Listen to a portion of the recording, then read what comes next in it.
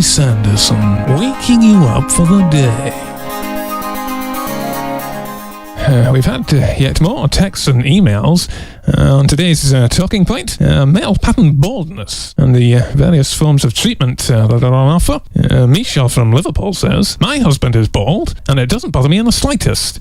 Surely there are far better things to spend your money on." Well, I firmly concur with that sentiment, Michelle. I'm resolutely in the slaphead camp. Of course, you'd think in the world of radio, these surface details wouldn't really matter so much. But I fear vanity gets to us all, I'm afraid. In fact, a wee while back, I got into a bit of a altercation with a very well-known Irish DJ, considered something of a national treasure these days. I'd had rather too much to drink at an award ceremony. I wasn't a recipient, needless to say, and a little bit of professional jealousy bubbled up. I barged over to his table and said words to the effect of, "Why don't you rip that thing off the top of your head and go au natural?"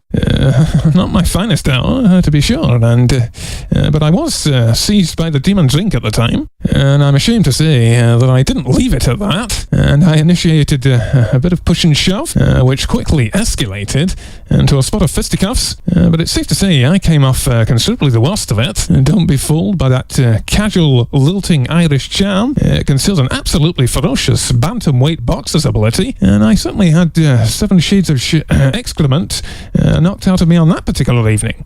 All water under the bridge now, I am happy to say, but I don't really know to this day if it is a wakey Wales or just a very bad haircut. But I was really in no position to judge either way.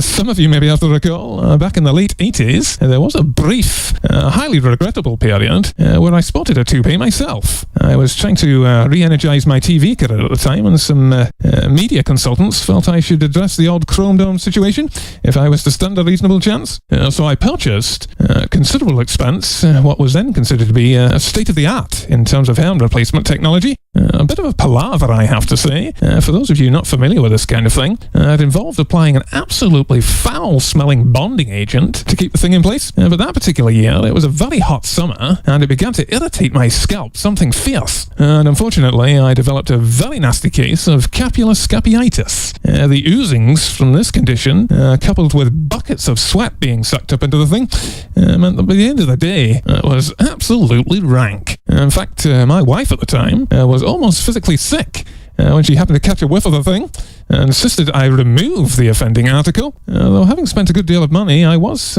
quite reluctant to part with it. But a few nights on the old sofa bed soon brought me round to her way of thinking. So I tried to wash the item as per the supplied instructions, but something clearly went horribly awry there, and the fibres were completely frazzled, and I ended up with a ridiculous, shrunken bird's nest of an affair.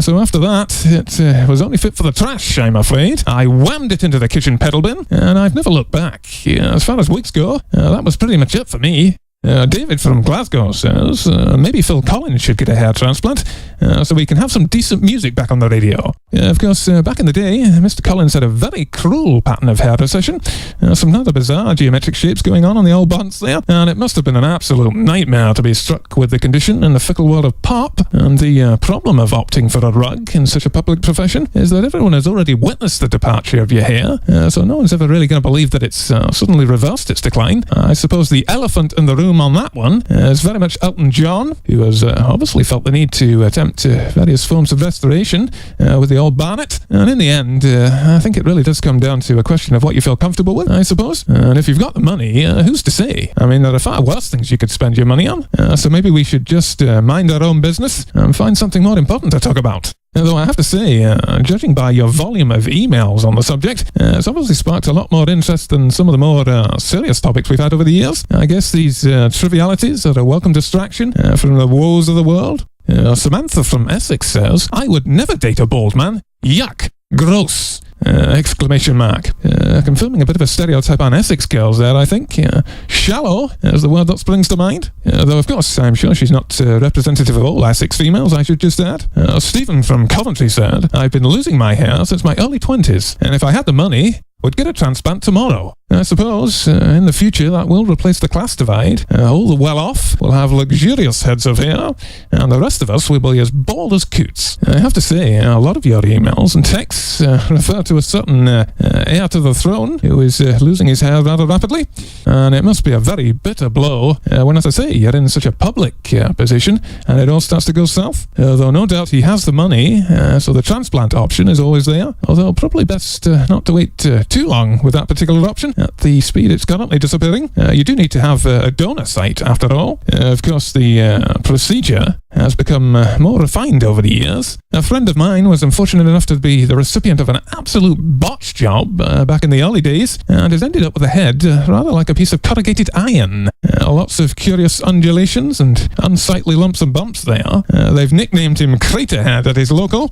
More craters than the moon, as they mockingly say. But it was a real tragedy at the time, I remember. In fact, I witnessed what happened firsthand. One afternoon, soon after he'd had the procedure, we were all sitting having a wee celebratory dram in the pub, when he happened to sneeze, and all the hair that they plugged in shot out onto the floor. A crowd of onlookers looked completely aghast at the situation, though some of his pals were less than kind, it has to be said. One particular chap actually wet himself, so convulsed with laughter. But the guy concerned didn't see the funny side. Absolutely mortified he was, and that very quickly turned to furious anger.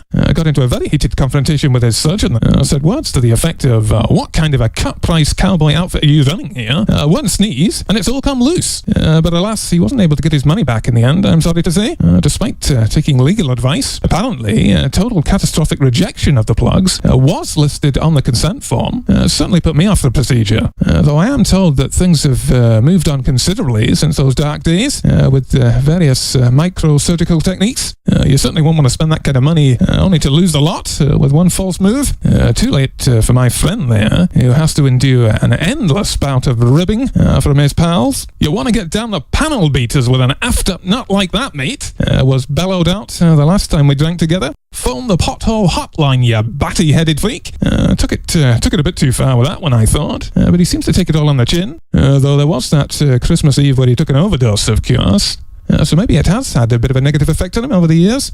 Not the most talkative of individuals at the best of times. Probably thinking people are staring at his misshapen head, internalising a lot of paranoia there. Alright, enough of all this follicular-related nonsense. Here's the travel update. Dougie Sanderson.